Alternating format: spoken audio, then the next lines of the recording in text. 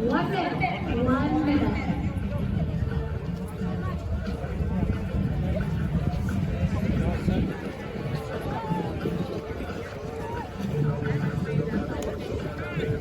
Now, as if nothing's at stake, just to remind you, the winners of the Pro Men and Pro Women division will receive $150,000 and a $50,000 bonus if they break the course record. Good luck, ladies. 30 seconds. 30 seconds. This will be the last announcement. Have a great run, ladies.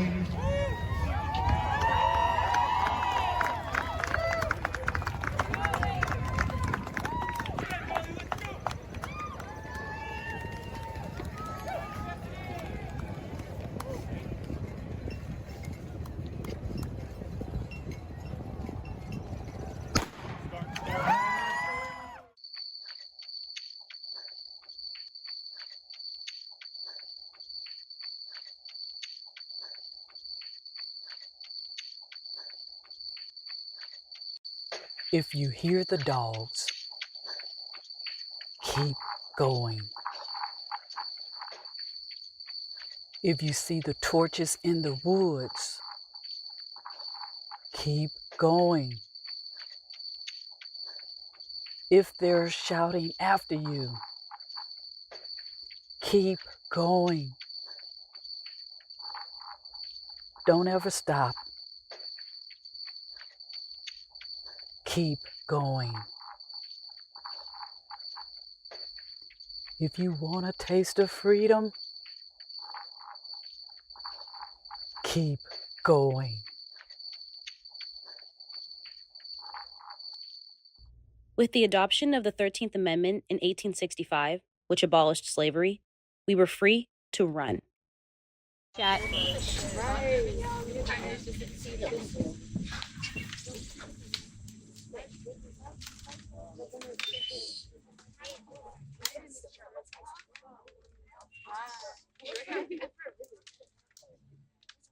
Hi, I want to introduce you to a National Black Marathon Association member. Hi, I have a question. My name is Ariel Foster, and what's a marathon? A marathon is 26 miles, 385 yards. That's like running 105 times around a quarter-mile track. My name is Julisse Young, and I have a question. What's a fast marathon? To run a marathon in under 3 hours, you must run faster than 6 minutes and 52 seconds per mile. That's faster than 1 minute and 43 seconds per lap around a quarter-mile track. Imagine running that fast 105 times around a track. Between 1975 and 2019, over 14 million runners have finished a marathon in the United States. Fewer than 20 Black women born in the U.S. have finished a marathon in under 3 hours. Alisa Harvey ran under 3 hours in the marathon, and she ran track. Before Alisa Harvey graduated from Thomas Jefferson High School in Alexandria, Virginia in 1983, she was a 4-time Virginia State High School track champion in distances ranging from 800 to 1,600 meters. She was also a U.S. junior national team member in the 800, 1,500, and 3,000 meters, and she ranked as the #1 high school 1,600-meter runner in 1983. This 1988 University of Tennessee graduate ran cross-country and track and was a 9-time All-American from 1984 to 1987. She was a 4-time SEC indoor champion and 6-time outdoor champion. She still holds the SEC indoor meet records for the 1,000 and 1,500 meters. She also ran on the NCAA indoor champion 4x800 meter relay team and was the NCAA outdoor 1,500 meter champion. Her post-collegiate world-class performances range from the 800 to the marathon for over 30 years. She holds a combined 6 world and American indoor and outdoor records in 3 different age groups for the 800 meters. Her versatility allowed her to qualify for U.S. Olympic marathon trials and the 2008 U.S. Olympic 800 trials at the age of 42. She's the only 4-time winner of the Army 10-miler and is a 2-time winner of the New York City 5th Avenue Mile. Alisa Harvey started breaking barriers in high school. My name's Alisa Harvey, and I was born in basically Alexandria, Virginia. My parents came up from Southern Virginia when they migrated and stayed here. So I was born in Alexandria Hospital back in 1965. I was one of four kids. I was third in line, 2 boys, 2 girls. I started getting into running with the Hershey Hall of Fame track series. So every summer, I found this little track circuit. It was called Hershey. So it was something where I filled out the paperwork. My parents did all that. And then I would show up at a track meet, and you went from the local to the regional to the state or something like that. And I would get my little outfit on and go. There's no training involved.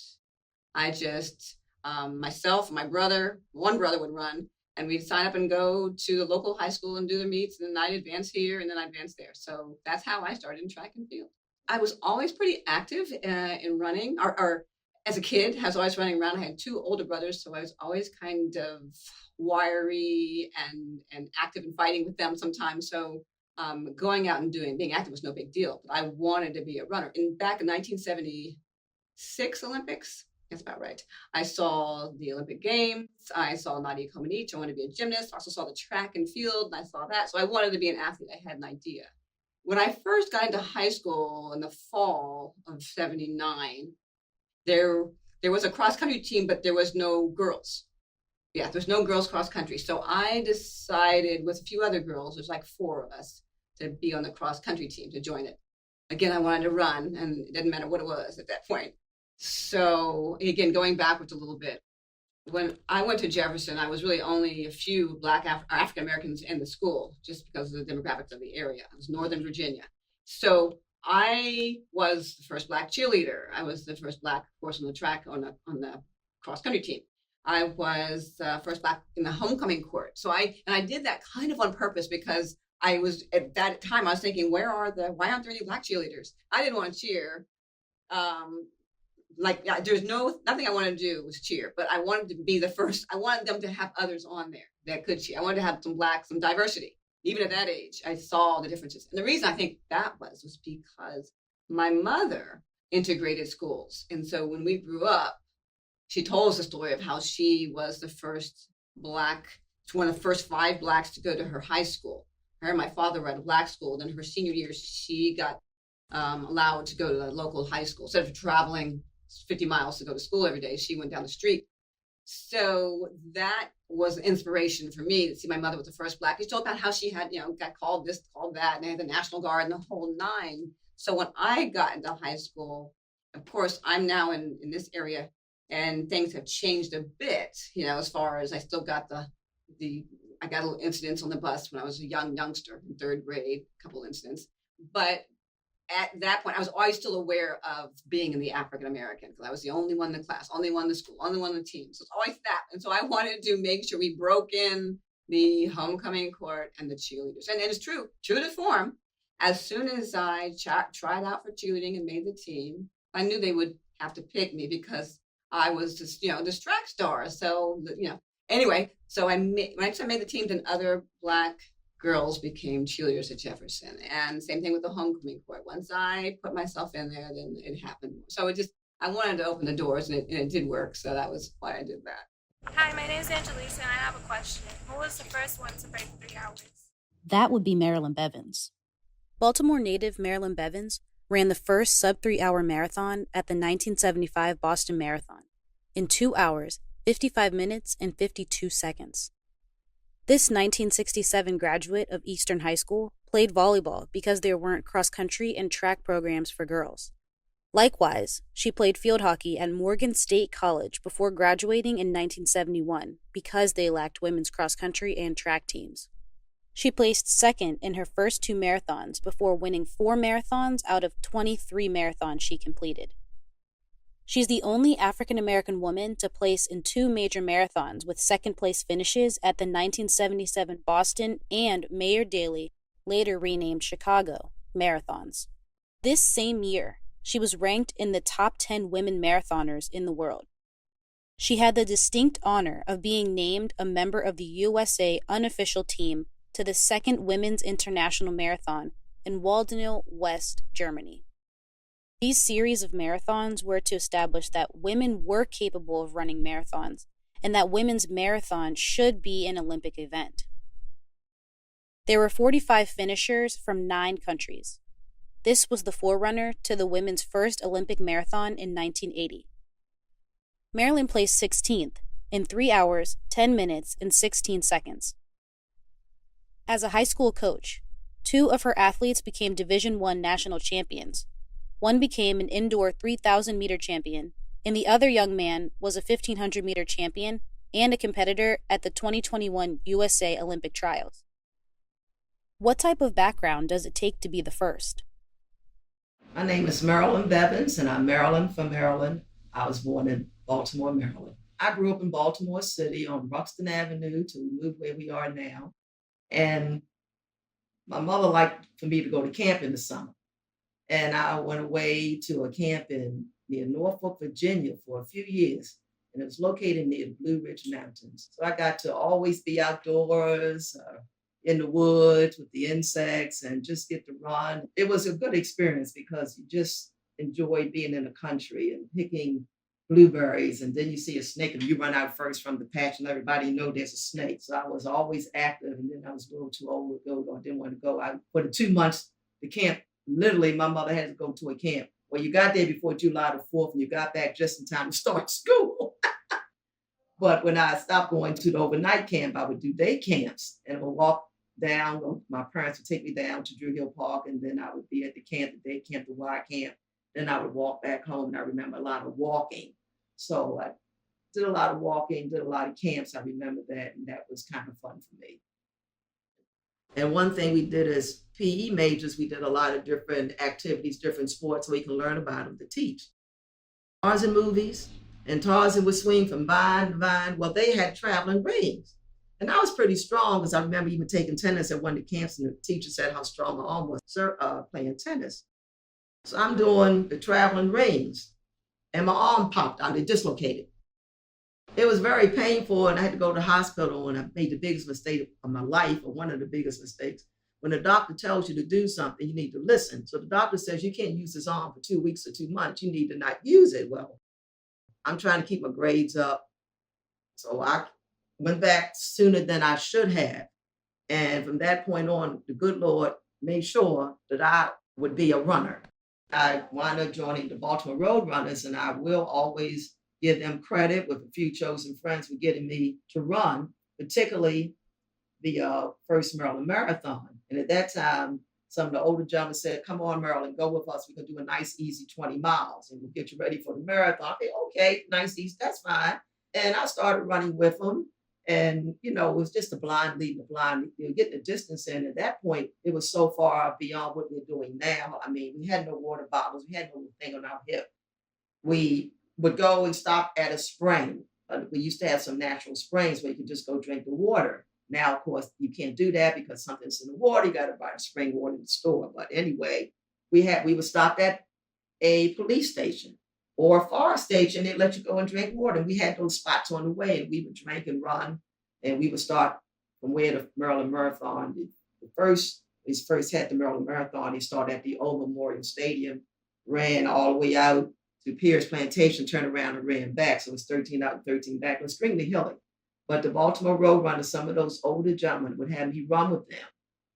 And that's how I started learning about training. And as I developed racing and making friends, and then I started running with some training partners who've been my friend for life. But I always had some guys that would run with me on those distance days. But other than, it was almost like the blind leading the blind. Nobody exactly knew what they were doing. You would say, "We heard this," or "This magazine might have said this at the time," and you did what you thought was best. So I just did a whole lot of distance, not even a lot of speed for a long time, just to be able to run, those magic 20 miles. You got to get to 20 miles in and this type of thing.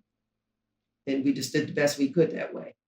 So we took the plane up, and I remember my first Boston, then they were finishing, the Prudential building, a big tall building. And when you're running after a while, you see the building, think it's around the corner, and you see the building, and you think it's around the corner. And I remember my sister, my family here today, they wouldn't be surprised when I say this, but I actually started crying because I knew I was going to finish Boston. And out there crying, knowing I'm going to finish Boston Marathon. Then I told myself, you can't cry and breathe at the same time. You have to breathe so you can finished the Boston Marathon. And that's my biggest recollection. I don't even know what I placed or whatever, but it wasn't too bad. I was happy to be there and run Boston. Hi, I'm Amia Zoe, and I have a question. Who is the fastest African American to run a marathon? Samia Akbar is believed to have run the fastest marathon by a native-born African American woman in 2 hours, 34 minutes, and 14 seconds at the 2006 New York City Marathon. She was born in Oak Hill, Virginia, and graduated from Oakton High School in Vienna, Virginia in 1999, where she held the 1,500-meter record. This 2003 American University graduate had an outstanding collegiate career, where she set 14 track records in distances from the 800 to 10,000 meters. She earned 6 Patriot titles and the Patriot League Cross Country Championship.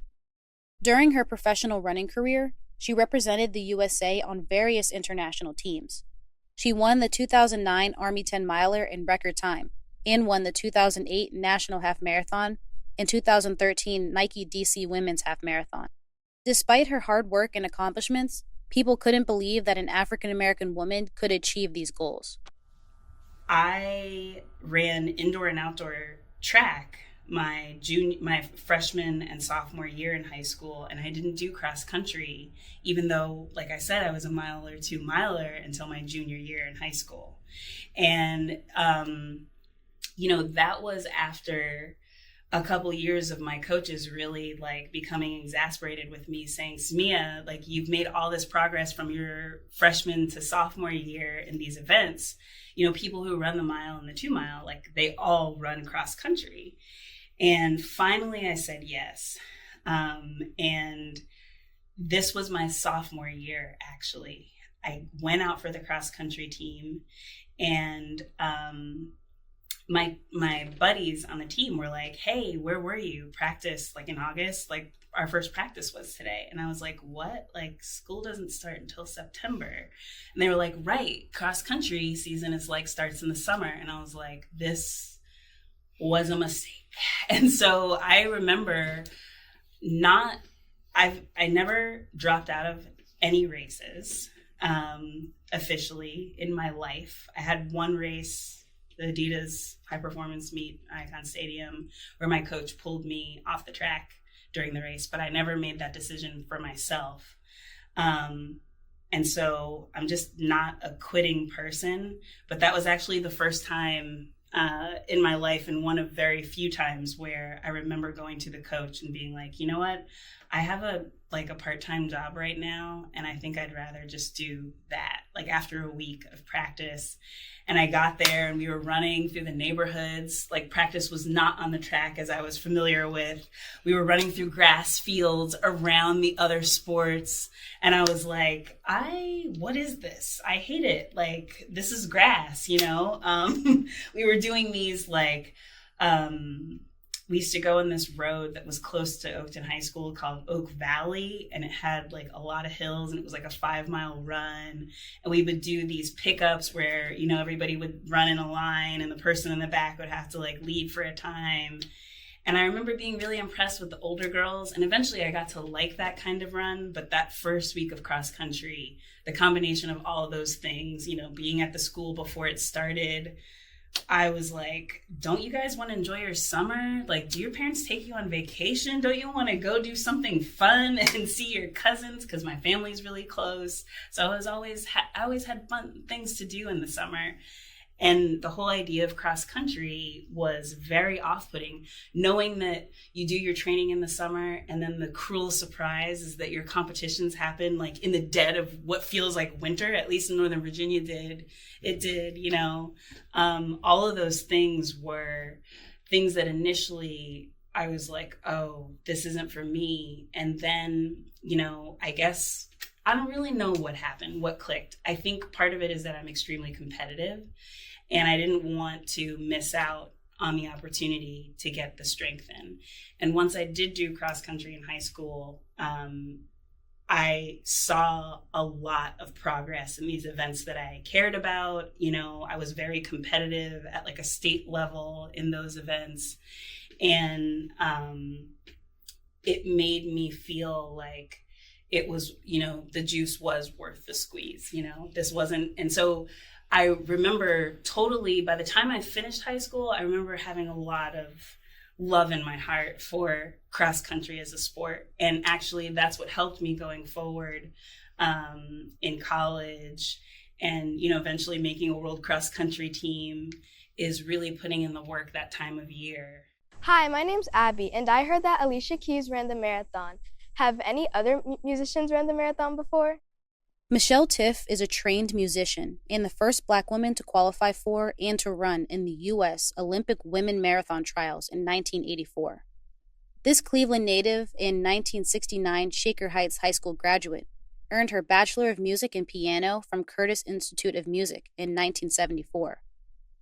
UCLA awarded her a Master in Fine Arts in Harpsichordium Studies in 1989 and a PhD, summa cum laude, in History Musicology in 2001. She started running at 29 years old and went on to run several marathons under 3 hours until the age of 41. Masters Track and Field News ranked her first in the 5K for the USA 35 to 39-year-old age group. Later, she was cited in Running Times, March 2008, for honorable mention in the 55 to 59-year-old age range for leading USA Masters runners of 2007. Along with her husband, Dave Hill, she started the Tucson, Arizona Grinders running group in 2004. She comes from a family of athletes. Her father, Benjamin Tiff, was in the same high school sprint relay team as Jesse Owens. Her brother, Milan, was world record holder in the triple jump. Her sister, Margot, was a gifted tennis player who was the first Black woman to play in world team tennis. She was also part of the Cal State sprint relay team that won the NCAA championship.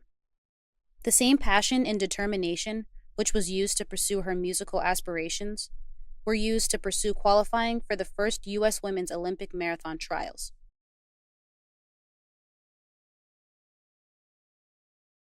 My name is Michele Tiff Hill. I was born in Cleveland, Ohio. My first race was a 10K, and ended up to be 52 minutes. And I thought, oh my, this is going to have to come down. This is going to have to come down. So again, I go to all my books to say, how am I going to bring down this time? And then I started writing programs for myself. And eventually I did bring that time down. I brought that time from 52 minutes with my self-coaching and my referral to different books. I brought it down to 37 minutes for 10K. Why did I want to run a marathon? Why does anybody want to? It's the distance that people want to run. It has this sense of you have to concentrate for that long. It appealed to me as a pianist who was used to being fully invested in a concentrated moment. And I said, I can do this. That's what appealed to me. And my first one was in Stockholm. And I had a plan that my pace was going to be 3:45. And what was my mistake? Classic mistake. You get into a race and you don't pay attention to your plan. And I went too fast and absolutely bought it at 20 miles. I was done for, but I finished that race, 4:22. But I learned a lot with it. And I said, I'm going to come back. And the next year I went back to Stockholm again and ran 3:19. I ran my Boston qualifier. I knew that once I broke 3 hours, there were other goals in the rising. I knew the Olympic trials qualifying race was coming up. It was coming up very quickly because this is all within, I'd only been running, from 29.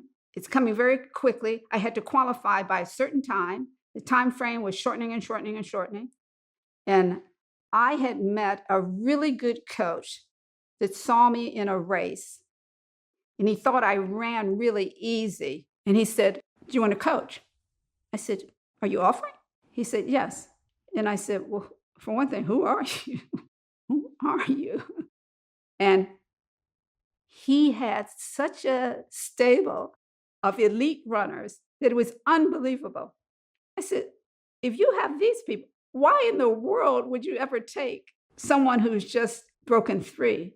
He said, don't worry about that. I just take you, take you, and we'll work on it. He said, I want to qualify. I want to qualify for those trials. And this is the time that I need to qualify. He said, I think we can do it. And I said, if you think we can do it, I know I can do it. And he said he took the mileage up. And that was key. We built that mileage. And what he said when he took me, he said, I want you to go away and I want you to run 120 miles a week for 9 weeks. I said, okay. And he said, I want you to do it at this particular heart rate. Okay. Anything else? Nope. I said, I'll be back. I did it. I kept track of every mile, took my heart rate like he said. And I went back to him and I said, ready to go. Where's my program? What are we going to do? And he started to coach me. He was just the most wonderful coach that I had. And he got me that qualifying time. He and I got that qualifying time. I made the first women's Olympic trials, 1984. So pleased I was. Now, unfortunately, I got injured. You know, the training was hard. You're on that edge. You're like just on the edge at all times. And I got a stress fracture. And I thought, okay, I get the stress fracture, but I should be able to heal in time to start training. So at least I can run the trials. Because I wanted to go to the trials and I wanted to improve upon my time. I didn't want to go to the trials just to participate. I wanted to improve. Come down, as you do, right? But unfortunately, you know, things happen. I was training. I stepped on a pine cone. I was doing a 20 mile. I stepped on a huge pine cone. I knew it went. And I went immediately. I had a really good podiatrist I went to. And he put me in a shoe to heal it. I said, this isn't going to work. Can you just cast me? Just cast it now. He said, no, I don't think that's necessary, Michele. This will heal. This will heal. You know, you give it, 4 to 6 weeks. It'll heal. It'll heal. And I came back to him after that time. I said, it's not healed. It's not healed. And he came back, x-ray. He said, you're right. I said, cast it now. Just cast it now. And I have, at least I can stand on that line and do the first 5K. And he did. And that's what I did. I went, I stood on the line and started that race and then pulled at 5K. So. Hi, I have a question. Who's the oldest person to break 3 hours? Ingrid Walters started swimming competitively at age 6. The 1989 graduate from Trabuco Hills High School in Mission Viejo, California, was on the swim teams that won the California Interscholastic Federation Championships. She continued competing on UCLA's swim team from 1989 through 1991, before graduating in 1994. She worked as a Los Angeles County ocean lifeguard for 10 years, and competed as a member of the 1996 Team USA World Lifeguard Championships in Durban, South Africa. When she's not running, she's focused on her 25-year acting career. She combined her swimming and acting skills as lifeguard Cheryl Whalen on Baywatch for 2 years, and as a stunt person on the movie Amistad. She also appeared in Shameless, Grey's Anatomy, Scandal, and many more programs, as well as in over 50 national commercials. She started distance running late in life. She ran her first sub-3-hour marathon at 43 years old. However, her biggest victory is surviving breast cancer. Hi, my name is Ingrid Walters, and I'm from California, Southern California. I live in Santa Monica right now. I grew up in Southern California. I grew up at the beach. I grew up swimming. I was a competitive swimmer for 15 years. So I started competing around 6, 7 years old. And my dad was in the Marine Corps. He was the captain in the Marine Corps. And my mom was a teacher and a principal.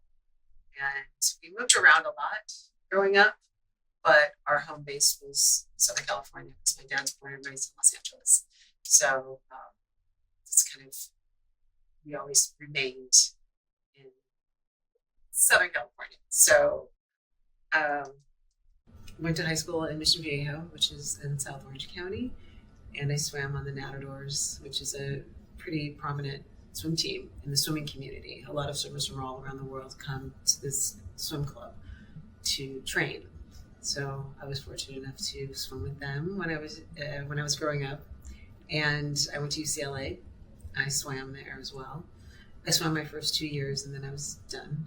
I was like, no more swimming. I'm done with swimming, until I decided to become a lifeguard. So a beach lifeguard, and I was a lifeguard for 10 years in Los Angeles. So I gained a lot through swimming that I applied to running, and I think that's why I was able to run as well as I was doing, run as well as I had, and have the courage and the strength to keep on going when it wasn't going well.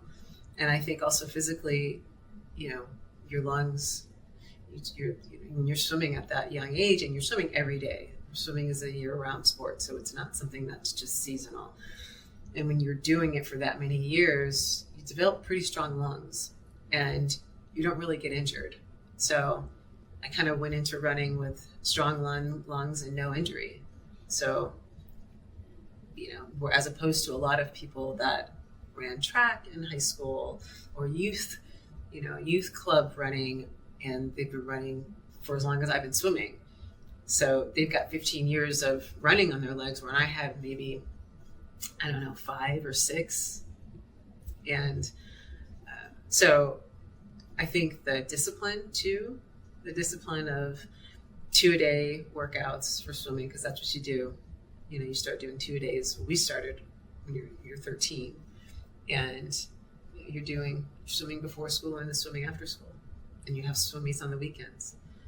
And your parents are your, everyone it's all about swimming. And the people you're surrounding yourself with and your teammates, it's just all about swimming. A lot of hours. A lot of hours. So it kind of translated, and I think it helped when I transitioned to running, because I was just used to training for a long time. And it was nice to know that I didn't have to run twice a day, until I had to run twice a day, until I started running twice a day. I was like, oh, I remember this. I remember, doing the 2 days. But it's also different because it's harder on your body than swimming. So there's different things you have to do in order to keep yourself from not getting hurt. Hi, my name is Trinae Garo, and I have a question. Who's run the most marathons in under 2 hours and 45 minutes? Michele Bush was an outstanding athlete at Rolling Hills High School near Los Angeles. After being told that she had no future as a sprinter, she became a long-distance runner and placed second in the 800 meters in the state track meet and won the state cross-country finals. She was also a 2-time winner of the state track and field championships. Before graduating from UCLA, she became the 1983 NCAA 1500-meter champion and has been the 10,000-meter UCLA record holder since 1982. She also qualified for the 1980 and 1984 U.S. Olympic trials in the 1500 meters and competed in the 1988 Olympic marathon for the Cayman Islands. This former American 20K record holder ran 8 out of her 12 marathons in under 2 hours and 45 minutes. Throughout her career, she stayed true to her faith and never ran or trained on the Sabbath. My name is Bush-Cuke, formerly Michele Bush. I'm from Los Angeles. I remember when I was running cross country, I looked in the paper and I saw a marathon, Santa Monica Marathon. And I believe I was probably maybe between 16 and 17 years old. And I just jumped in. And I remember coming back, I ran 3:23. And Mickey Gorman, she won. And I got a medal for my age group, which was probably like 19 and under. And I remember my coach saying, you're not supposed to do that. You're not supposed to jump in a marathon. You're supposed to train and do. And it just, I don't remember it being difficult. And I don't remember, being so sore I couldn't work out. It was that, youth, energy, ignorance, So that was my first marathon. had no idea that I'd be a marathoner or anything, but I enjoyed it and it was fun. I enjoyed all the people and, didn't have any strategy or anything, but I do remember my time. And so that was my first marathon. And then I'd say the first one that I trained for. So my junior year, I kind of had, a bad, I ran in I guess they call it tag. They still call it that now. I ran in their nationals and I dropped out of the 1500 meters. And I was really devastated and I felt really bad about it. And I had qualified some road race I had run and they said they were going to pay my way to Ottawa, Canada for the Avon International Marathon. So I was awarded that in an earlier road race. Didn't think anything of it, but I decided I would train for it. And I put my all into that. I invested my disappointment and I took that disappointment and invested it in training for that. I was working as an aide and I was working 3 to 11, 5 days a week. I remember that. And I would just train. I had no idea what I was doing. I didn't have any coaching. I got up and I ran 20 miles or more every morning. Came back, went to work, and I just did that every day. Again, not knowing. And I had probably my second best time of my life that day. I was 19 and I ran 2:39 and I was ranked second in America for a teenager. I don't know if I'm that now, but at that time. Actually I got beat in that race by someone else that was 19 and I placed 6th place. When I was 16, although I was raised in a religious family, when I was 16, I gave my heart to Jesus Christ. And I felt that was integral because I realized that I wanted to glorify him in my running. It helped me to, I gravitated toward other Christian runners. I actually went to Europe with Athletes in Action. And we went, using athletics as a way to share the gospel with other people. So I was able to do that. And I continued to, share my faith as I ran. And I think the Sabbath, everybody knew, she's a Sabbath keeper. We know that she's a Bible believing Christian. And so it helped with my interaction. People knew that.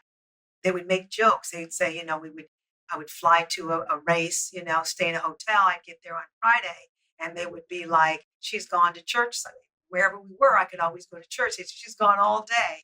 My college coach, we always travel.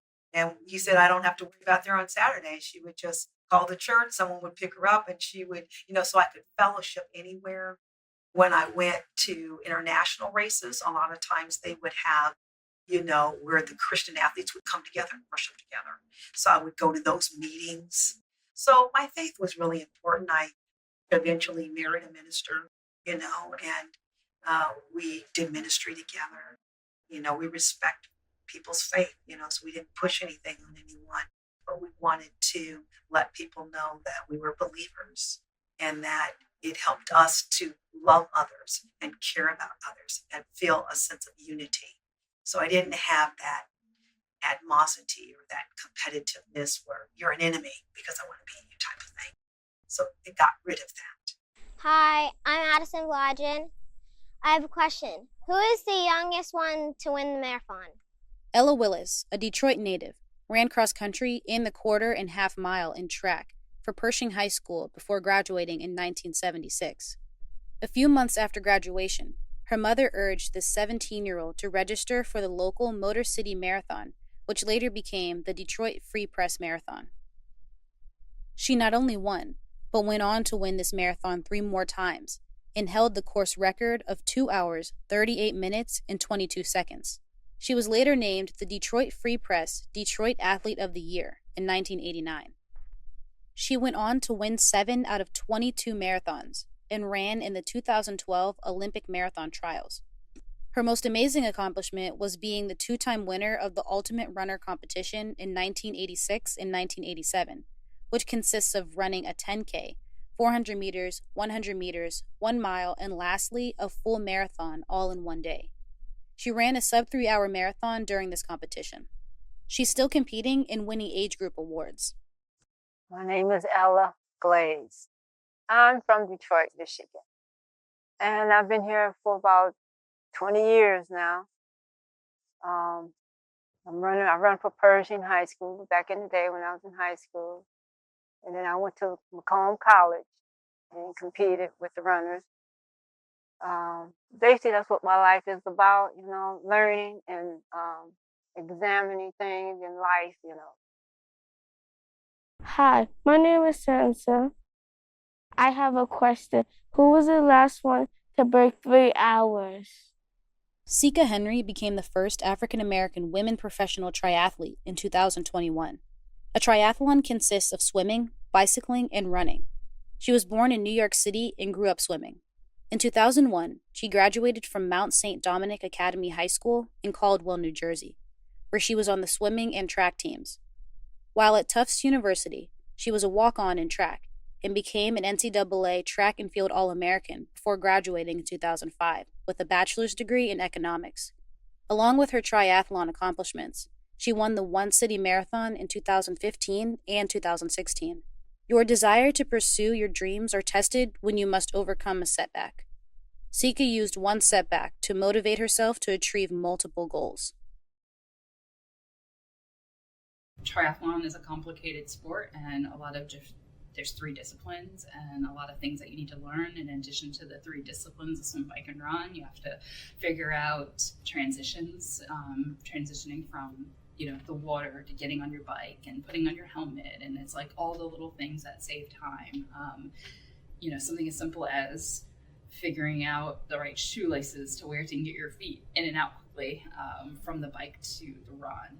And yeah, I originally was just self-coaching myself to see how good I can get. I started doing sprints, and then I gradually moved up to the Olympic. But again, I found that my run speed was getting really good. I just out of nowhere broke 1:30 in a half marathon. And in fact, when I broke 1:30, I won the half marathon. It was a local race. And I thought to myself, well, it's been a bunch of years since I had that disastrous marathon experience. Maybe now, that I have the mileage on my belt and I'm getting faster, if I do another marathon, I'll do okay at it. So lucky for me, the local One City Marathon in Newport News, it was inaugural. They never had it done. They never put it on before. And it was sponsored by my job, Ferguson Enterprises, and I entered.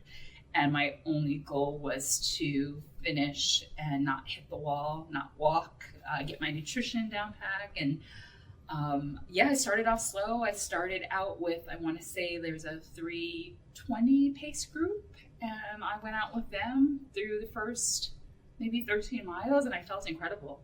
I never paid attention to what place I was in, but as I started clicking off the miles, I think around 18, all of a sudden the lead bike female pacer started riding next to me, and I'm like, am I in the lead? Am I winning?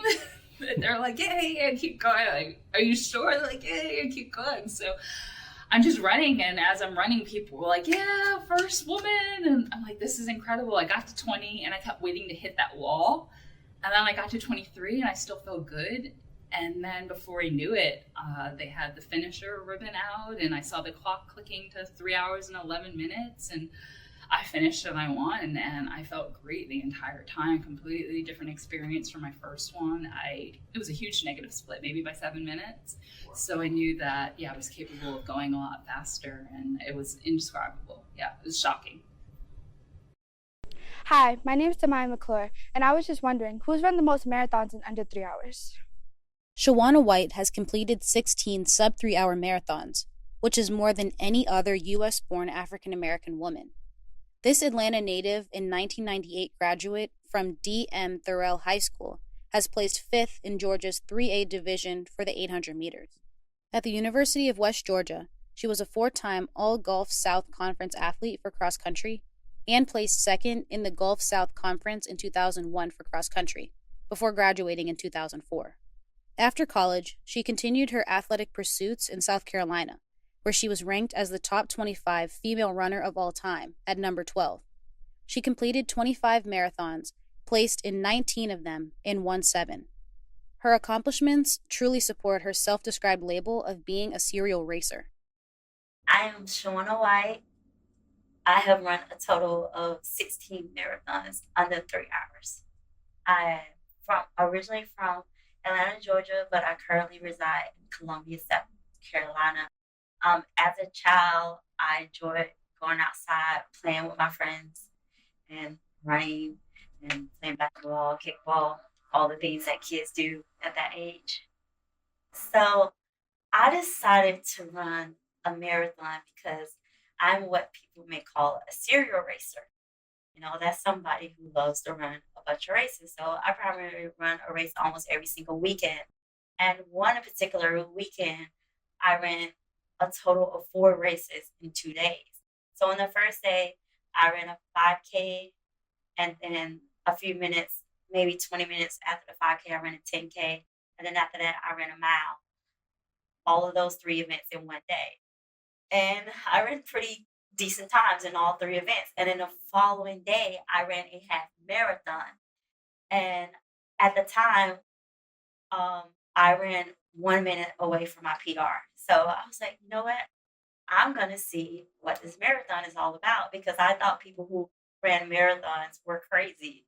So I was like, you know what? I'm going to do this one time and see how it goes. And so that led me to the Albany Marathon. And that experience was not fun at all. I mean, I feel like I did a good amount of training. Like at that time, I was self-coached. And so I was just basically following like a plan that I saw on Runner's World.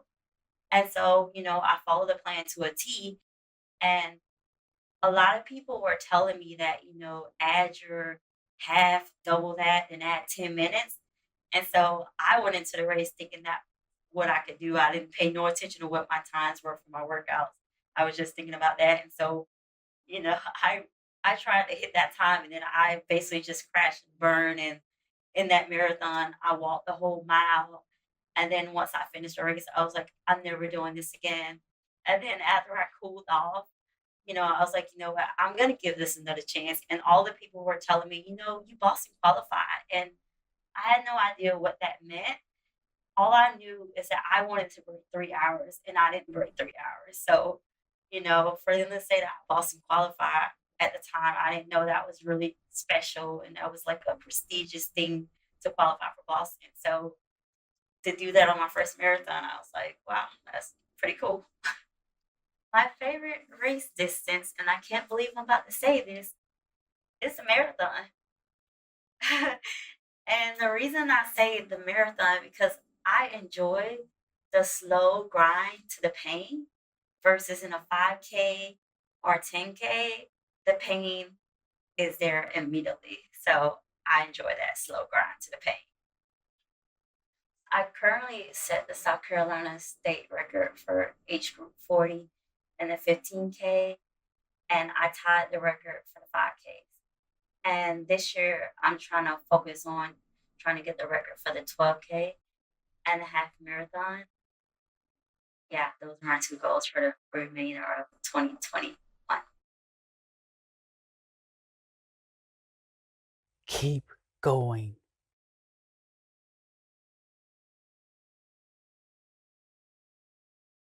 Two or 3 weeks before the LA Marathon. The LA Marathon's at the end of March.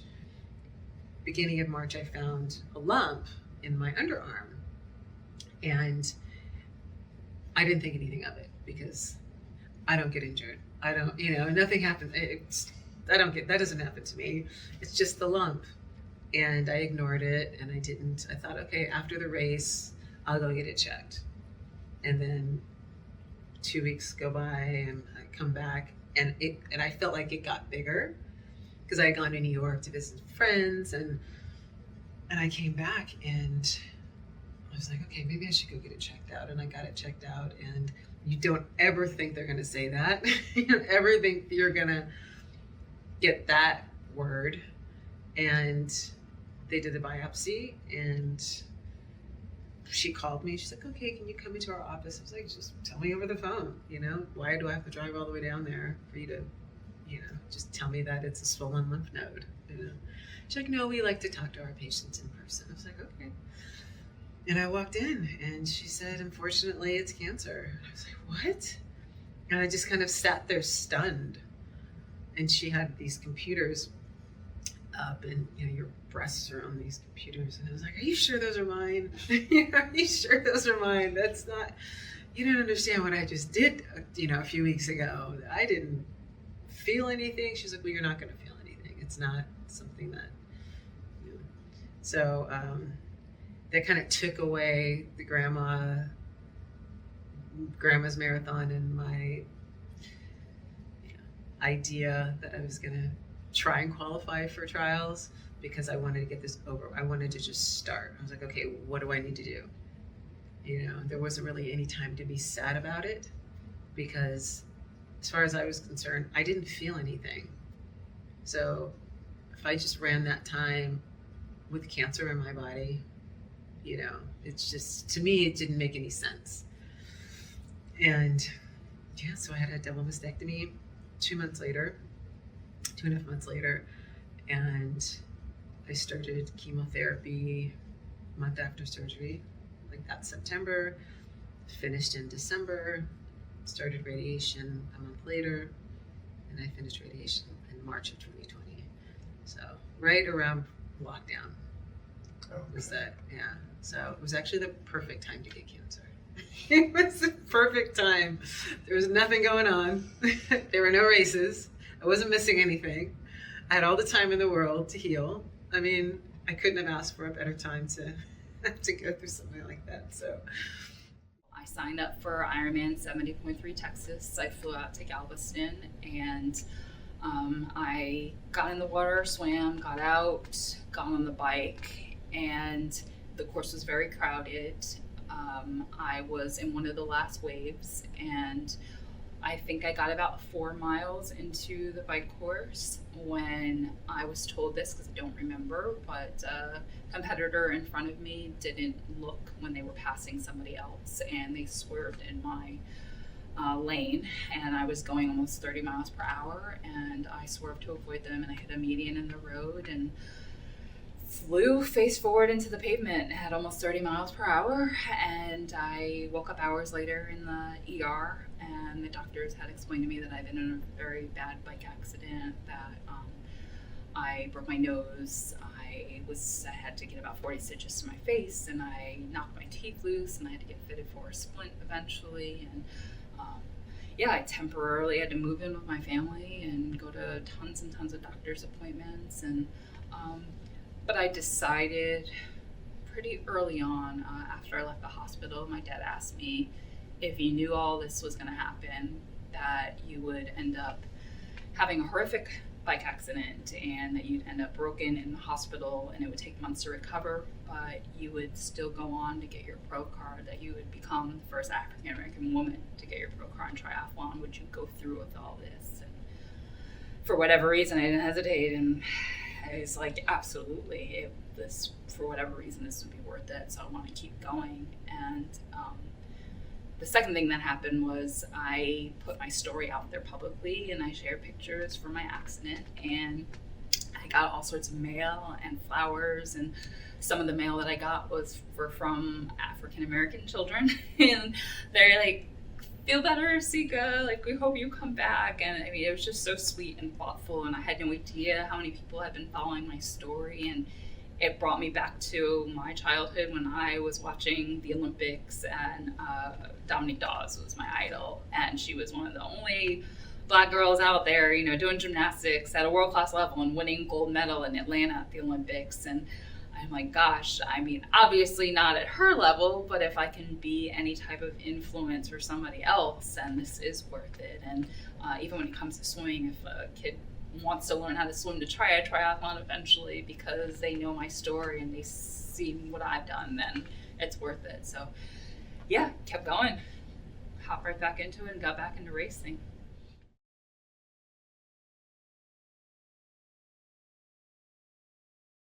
Keep going. I'll tell you, with 96, though, that was an obstacle that kind of brought the Me Too movement into my life, because things should have been a lot smoother than they were. But when I arrived, I didn't have a coach, because again, everybody dropped me because I was pregnant. So I had a baby and no coach, but that was okay again because my father-in-law at the time was an old track coach. Historically, he coached sprinters back in the day. So he didn't know my event, but at least he was a coach and I had access to facilities. So I mostly trained myself for the 96 team. I mean, I trained myself for the 96 team, 800 meters, 1500 meters. I was my own coach. So I got there, I arrived by myself in Atlanta to the Athletes Village. So first thing I did, I want to get me a little massage before the first rounds. And I show up and there's an African-American gentleman who had a doctor. I think he's a doctor. He's doctor, a DO, doctor of orthopathy, I think is what he called it. And I didn't think of anything of it, but I came in to get a massage. Well, he ended up giving me the massage. I'm like, well, that's weird. So during the process, you know, he was massaging and kind of got a little high on the rear end and such, a little bit exposed. I thought nothing of it, really, until the night before the finals of my 800 meter race, 800 meter final. Okay, and I am key to be top. I'm in the mix for top 3, somewhere in there. And I get the phone call at 2 a.m, and it's this doctor who calls me to explain to me how wonderful my rear end was, et cetera, et cetera. Okay. And then I'm in my room by myself. I got the privilege of having my own room. And I'm thinking, are you kidding me? So I had to deal with this kind of a discriminatory situation, not discriminatory, but I guess sexist situation, because he was a black guy, unfortunately. So anyway, it's a thing where also as female athletes, you have a little extra something to deal with. So that truly took me out of my element and frame of mind. But the next morning, you pull yourself together, you get your stuff on, you go down to the Olympic Stadium, and you try to run. Of course, I'm looking around the corners, making sure I don't see him, because it really creeped me out. And it didn't go well. Let's say I went out too hard, and I was bleeding, and then I got passed, and I came in like 6th, but I was scared. So anyway, that was another one of the stories of 96. So 96 did not go well. It was hot too. He had the heat. He had a doctor who was extremely unethical. And so that was one of my lowest points in my career. And I'll just say, because I'm chit-chatting with you, is that was when I first time I contemplated not even staying around. And that's unfortunate, because you as an athlete, you focus so much of your life on one goal, and then to have it just cascade in many different ways and all that go on at once. That hotel balcony was looking pretty comfortable for me. So wasn't a good moment, but I pulled myself back and went back to doing what I loved, and went back to the roads and the track. Keep going. As far as racism, every once in a while you would hear the N-word. And I remember in one particular marathon, one of the Maryland marathons, this guy ran past and said, "Marilyn, one thing you're gonna see of me today is," and he smacked his butt. You know, and I mean, I could have got mad or used some kind of dirty words, but everybody looks at it. If I say something Marilyn Bevans said, and not gonna say why I said it, what was the situation where I used some words. So I always didn't do that. I would just let it go. I said, if I'm running a marathon, I need to pace myself. I need to work on what I'm doing in my race and not worry about that. And I did not let that bother me, because it's going to happen. But you realize, so you see how people treat you when you lose. And you see if they're treating you in a way that you don't appreciate, you know, you don't want to hang around those type of people. Falmouth road race had not just the 7-mile road race, but they also, around that time in the mid-90s, developed a Falmouth Mile. So they invited me and a few other top milers from the country to come to Falmouth the night before the road race and run in the mile. So it's the same as the road race. It's an international caliber field, and it's big prize money structure. I think $500 to win it, if I'm correct. I think it was $500. So I, of course, signed up for the race. And the first year, that's what I did. But the second year, I think I decided to do the race, and then the next morning run in the road race. Why not? But one thing about Falmouth, Massachusetts, is that it's Cape Cod, and it's hot and humid. And I had had the heat stroke. So I had always had heat issues. Since once you have a heat stroke, your body's always more sensitive to the heat. In this particular race, I can't remember the year, either 97 or 98. It was a hot summer day. We starts around 9 in the morning, and then you head up to a 7-mile finish along the coastline.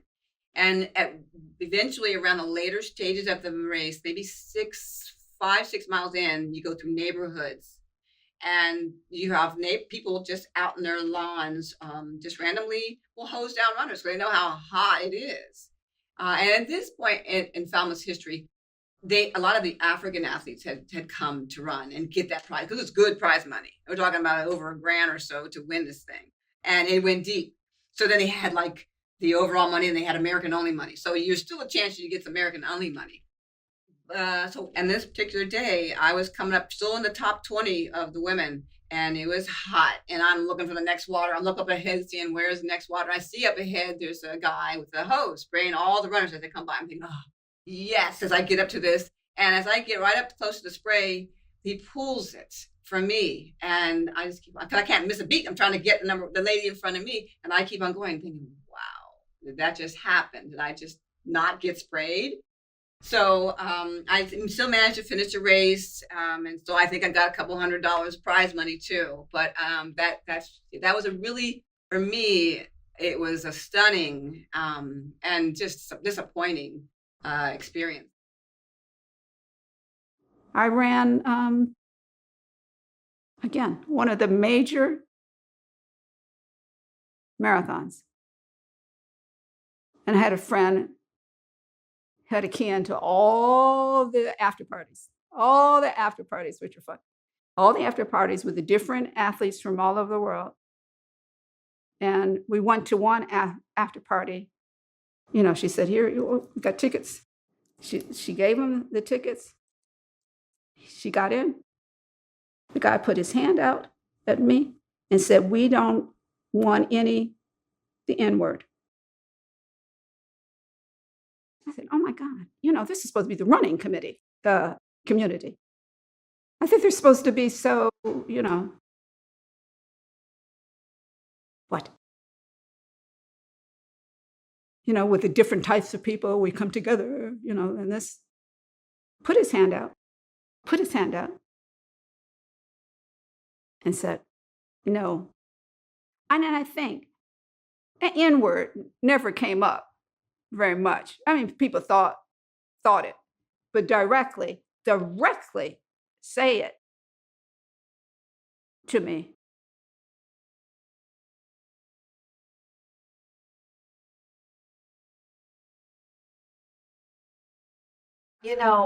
That's a very interesting question because I was very fortunate in that way that it wasn't as much of a hindrance. You could tell by treatment.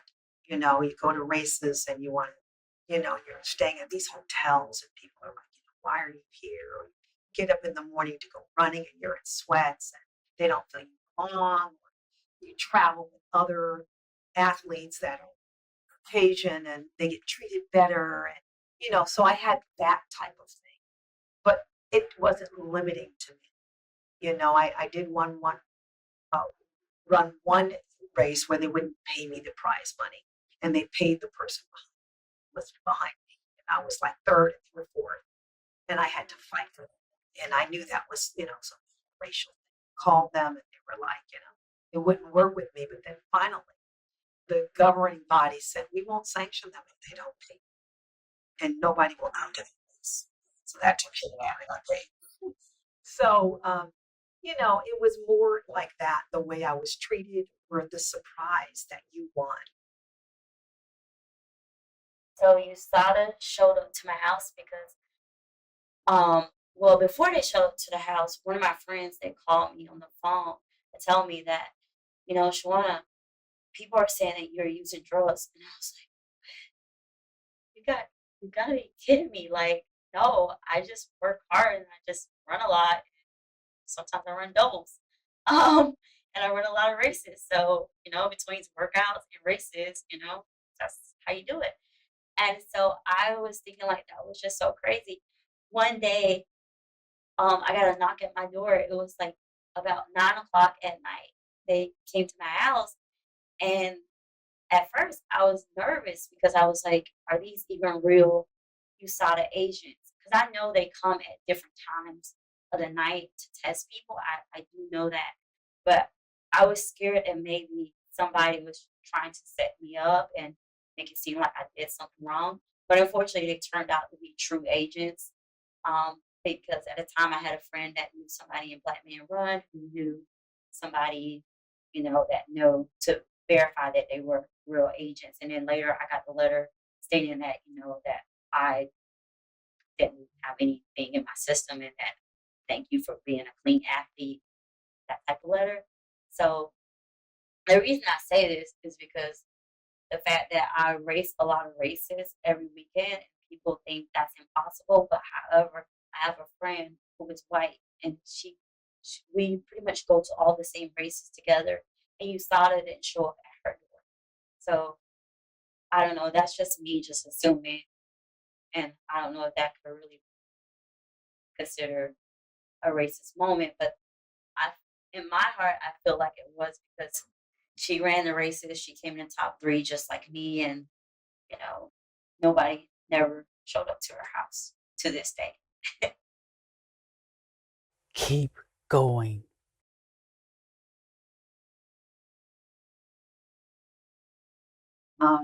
I happen to be Seventh-day Adventist, and so I'm a Sabbath keeper, so I don't run on the Sabbath, which begins sunset Friday to sunset Saturday. So I didn't think I had a future in running because of being the Sabbath, being that I keep the Sabbath and college scholarships, they want you to run, whenever there's a track meet, especially as you get into the championship races. So I didn't think I had much of a future. I wasn't able to go to the state meet my senior year because it was on the Sabbath. And I had colleges calling me, Stanford and Princeton, and these schools wanting to offer me scholarships. And as soon as I told them I was a Seventh-day Adventist and I don't run on the Sabbath, they said, I'm sorry. One of the schools, I believe it was USC, they said, if you do the championship races on the Sabbath, we'll give you the other ones off. And I said, no, I feel very convicted and strong about my beliefs. And then UCLA offered me a partial scholarship without having to run on the Sabbath. So I accepted that and had quite some challenging experiences at UCLA. The first year I qualified for the state meet in the 1500 meters, and my coach forgot to enter me, and they would not allow me to run. So after training all year, missing many track meets because they were on Saturday, waiting for my opportunity to finally do something, and being there at the national championships and not being able to run was quite devastating for me. My second year, I trained again. I trained even harder with a greater determination to, win nationals. That was my goal. And it was in Austin, Texas, and when I qualified for nationals, traveled there, it was like 100 degrees, and they changed my race to a Friday night. So again, here I am at nationals, I wasn't able to run. So my junior year, I qualified in the mile, I don't remember, I feel like it was in the 10,000 meters, because they had to pick an event that I could do that wasn't on Saturday. And typically some of the distances that weren't as popular, like some of the relays in the mile. And so I qualified and I placed at 4th or 5th, I believe. And I was happy because I ran nationals, and then it just turned out God was good. My senior year, I was able to run the 1500 meters on the nationals. So that was probably one of the greatest things I've ever done.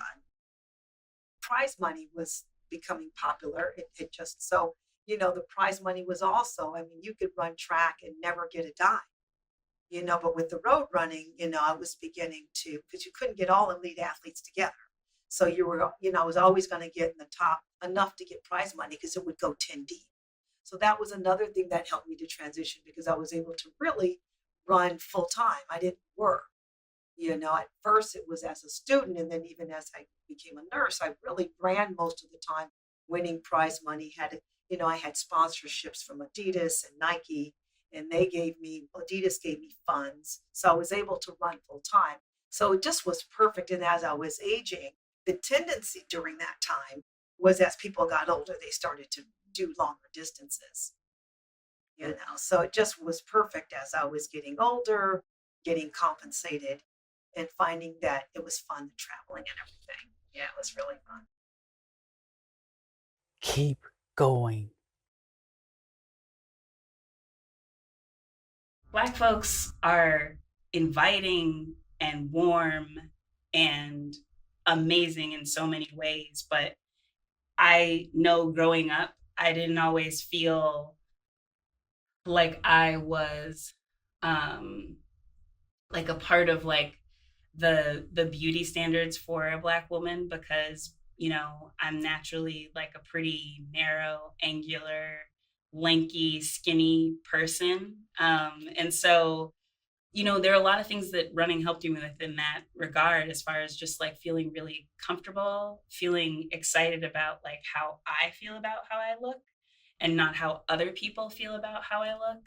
When I run, I feel the most beautiful ever at any point in my life. And I think that has a lot to do with this like mind body connection, and the fact that like you feel really good and that your body gives you this gift of being able to like get through an hour run or a workout. And I think that has a lot to do. I think it's super impactful for young women. I'm a huge advocate for young women to do sports, because I think that it helps give you a new perspective on your own value when the world is telling you to push yourself into 50, any number of given like beauty ideals or expectations about how you live your life, so I think, that's kind of my commentary on being a woman, being a Black woman and a distance runner.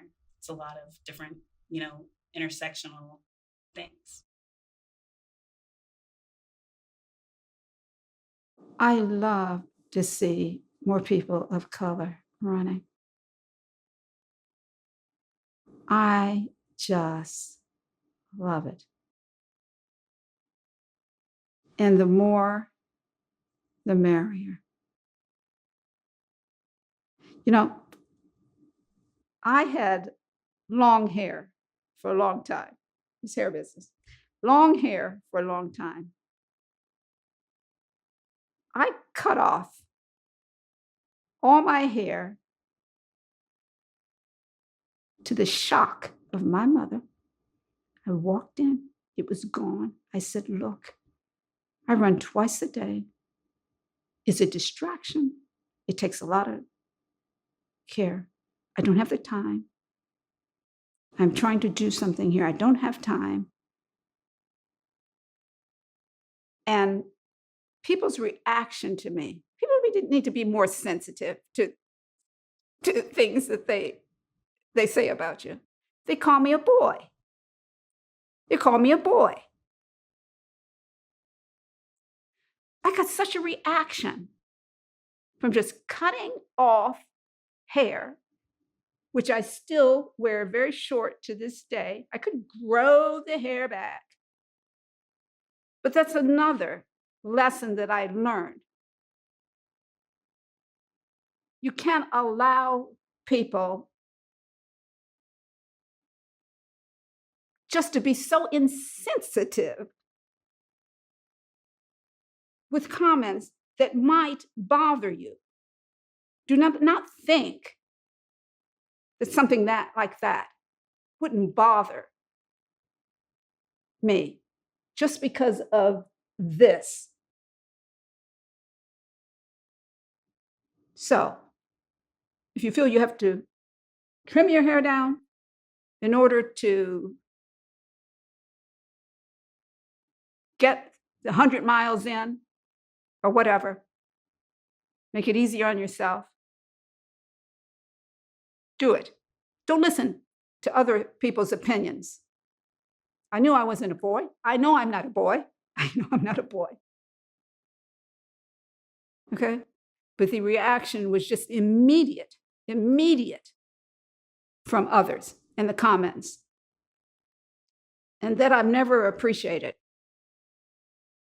from people. And I say, my thing is, don't let others impose their expectations on you. They have nothing to do with you or your worth, ever. 47 years after becoming the first African-American woman to break 3 hours in the marathon, Marilyn Bevans returned to where she made history, She was invited to be an official starter of the world's oldest and most prestigious foot race, the Boston Marathon. She was accompanied by Distance Running Hall of Fame honorees Alisa Harvey and Tony Reed. During her visit, she encouraged race volunteers and met with members of the national and international news media. Later, she attended a special engagement hosted by the National Black Marathoners Association, where she met runners of all ages. On race day, Marilyn, Alisa, and Tony headed to the starting line where her history-making sub-3-hour marathon began in 1975.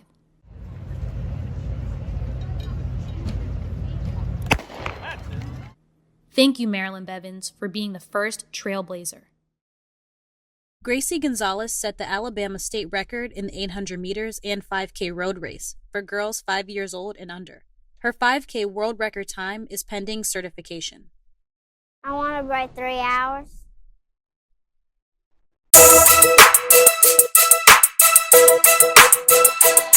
Tough tune. NBMA, National Black Marathoners Association, 1865, now you free to run. 1975 Boston Marathon, Marilyn Bevans place. She was the first one, 26 miles in under 3 hours, she got it done. The first to place in 2 major marathons. Willis-Glaze was young when she won. At 17, she won her first marathon. That's how you wave your black girl magic wand, encouraging all black women to pass the baton. Alisa Harvey, the most versatile one, setting records from the 800 meter to the 10-mile run. And the eldest to get it done is Ingrid Walters. She was 43 when she won. Not only was she a sub-3 finisher, but an actress and a competitive swimmer. Surviving cancer, her biggest win of them all. Hey ladies, welcome to the Hall of Fame, y'all. Welcome to the marathon.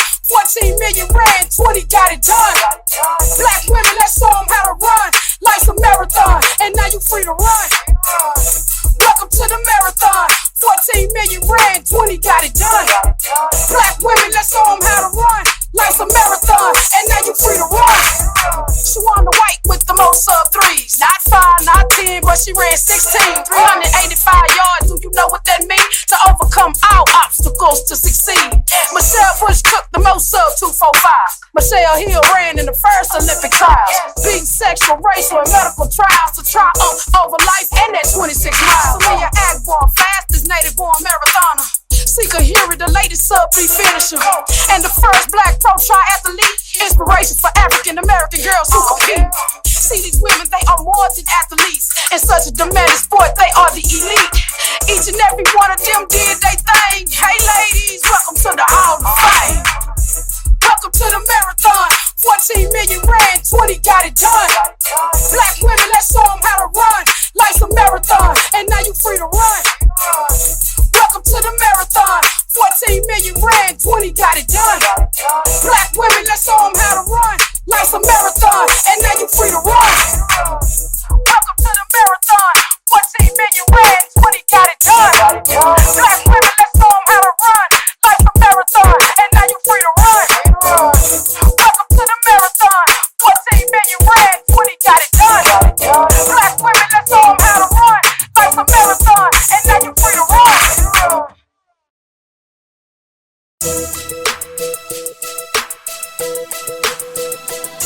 Tough tune.